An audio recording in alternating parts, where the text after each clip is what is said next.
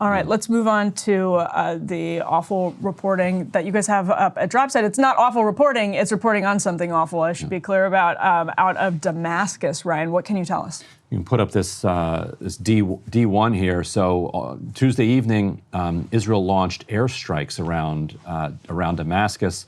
After a day earlier, Netanyahu came out and claimed that, you can put up D2 here. Here's a drop site piece by Murtaza Hussein, Ali Yunus.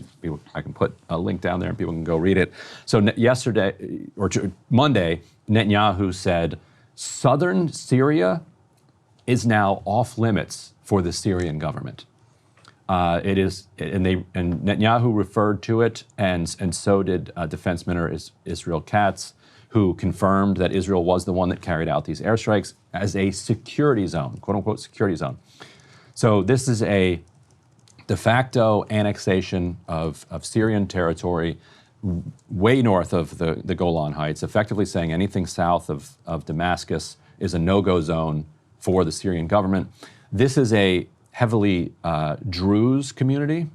The Druze are a significant element of kind of Israeli kind of pluralistic propaganda, where they will point to the Druze and say, look, you call us an ethno-state, but here are the Druze who are living here in Israel, and they have equal rights. And you'll have a lot of Druze who will say, we don't actually have equal rights, like you don't treat us as equal citizens, but we do get treated better than Palestinians. And then there's a whole hierarchy. There's the Palestinian who's a citizen of Israel, then there's the Palestinian who lives in different areas of the West Bank, Palestinians then further who live in different areas of the West Bank, and then all the way at the bottom, Palestinians who live in Gaza and have effectively zero rights, including the right to life.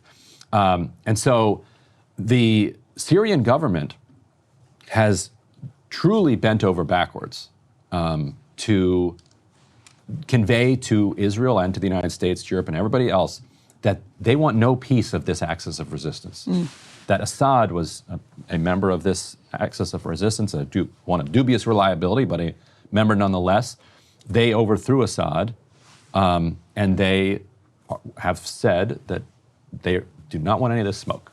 And they can't handle any of it. They're completely destroyed. And immediately upon taking power, Israel bombed all of their military bases, destroyed all their planes, all their anti-aircraft. Like, they completely wiped out any capacity for this new state to actually defend itself. They are an offshoot of Al-Qaeda, which people love to point out has bombed everyone you can think of, gone after everybody you can think of except Israel. So there's never been this like Al-Qaeda-Israel hostility. All of this was done in the vain hope of appeasing Israel, that Israel would say, finally, we've gotten rid of the Assad family, which has been our enemy and has refused to reach full agreement with us, even though they did reach various different deals that are in place, and so finally we can now have a neighbor that we can coexist with. There was hope that Israel would see it that way. Israel does not see it that way. Israel sees it as an opportunity to expand the land that it controls, continuing with this very confusing thing where, on the one hand, Israel has a right to exist, on the other hand, refusing to ever define where the borders of Israel end.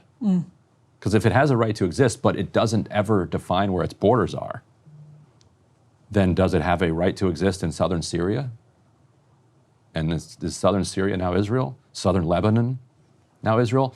Meanwhile, there's a mass invasion of the West Bank underway, which we can talk about in a second. But so this is putting pressure on the Syrian government. We can put up C3. So these are protesters marching through Damascus. They are chanting in Arabic, but the translation is, "O beloved Jolani, bomb Tel Aviv." This is indicative of the public pressure that the head of Syria is under from the Syrian public to stop just rolling over for Israel. But it's not really up to him. And you can read the piece by Murtaza and Ali. They don't have the capacity to do anything against. They're still fighting. They're with some gangster elements of the Assad regime that are still around as basically, meth traffickers, Captagon traffickers. So the idea that they're going to take on Israel with any seriousness is a fantasy. The real concern that Israel has, and this is talked about in this story as well, is that Turkey is the backer of this new Syrian government, and Israel is worried that Turkey is going to use the foothold in Syria to begin flexing muscles and which is plausible. Yeah, it is plausible, and to re-become the great power in the region, because they've indicated that's. And also, like, this period from 1917 with fall of the Ottoman Empire until today is the anomaly in world history. For more than 2,000 years, you had two empires that controlled the entire Middle East, the Byzantine Empire and then the Ottoman Empire. Like, just two. Like, that's an enormous amount of stability going back to BC. And so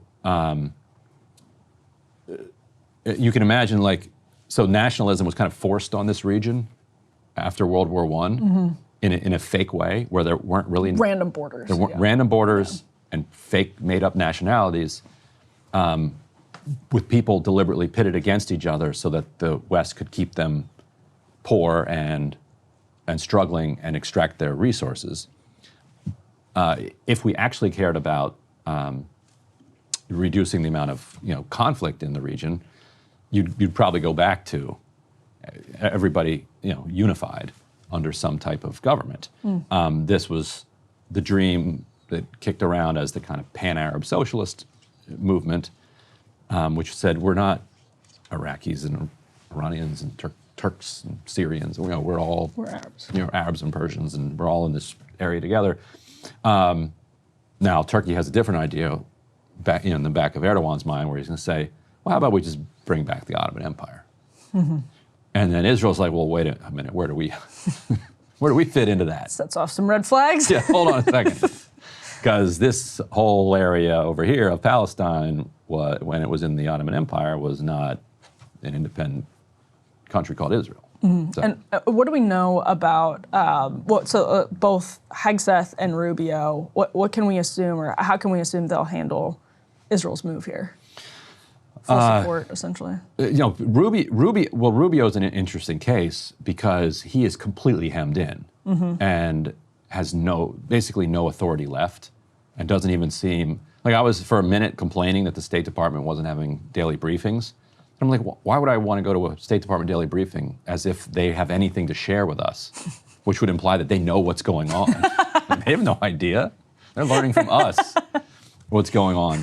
Rubio, because Trump calls the shots in a way that Biden didn't. Like, yes. the Trump presidency calls the shots in foreign affairs in a way that Biden really let Blinken call the shots. Yeah, and very different. Rubio, this is my forecast, got played in the most hysterical fashion. Like, Trump plucked him out of the Senate so he could make his daughter a senator from Florida. And the second that she is a senator from Florida, not the second, but give it 45 days, Rubio will be fired as Secretary of State. And so he will have lost his Senate seat. I don't know. Trump seems very happy with Rubio so far because, I mean... As long as Rubio keeps kissing his butt. But Rubio also, like, plays the role. Yeah. Like, Trump, we know that Trump sees these literally as casting decisions. And Rubio has That's true. really so if he keeps playing his role, then he can stay in that role. So I think the U.S. is just going to be, as they have been for, ever, just let Israel... Israel said it would withdraw from southern Lebanon as part of the ceasefire deal that we negotiated. The time for that expired, and they said they're not really going to do that. And they then, go invade and bomb Syria. And right now they are launching. They've sent tanks and a major military incursion into Jenin, into Tulkarm, really trying to wrestle full control of the West Bank.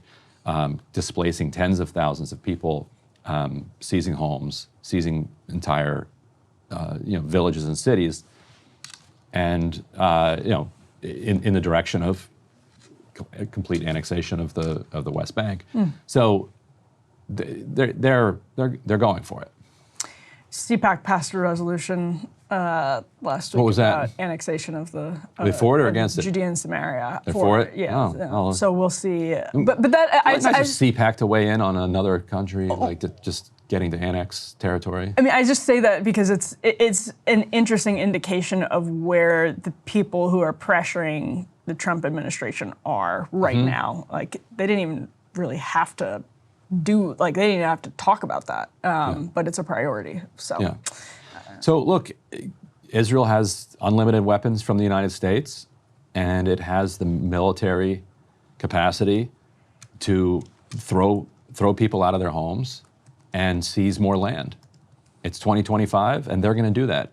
So I guess I hope that they're proud of themselves. Well, so Trump obviously is not the ideologue that Mike Huckabee, his ambassador to Israel, is, and the people who Huckabee represents ideologically, which is a big chunk of professional Republican politics. But Trump has, did the ceasefire, for example, as Biden was leaving office, helped the ceasefire, sent Steve Witkoff to aid Blinken in the ceasefire agreement, to the chagrin of the Huckabees of the world. So it's not as though they're fully in control. Trump, will push back when he thinks it's detrimental to his goal of looking like the peacemaker in chief, as we hear the White House repeatedly refer to him to, but not always. Yeah. So that'll be an interesting one to watch for sure. Hey, if you liked that video, don't forget to hit the like button and subscribe to Breaking Points. If you want to see the rest of Counterpoints, go to breakingpoints.com to become a premium member and get the full uncut show every morning in your inbox and on Spotify.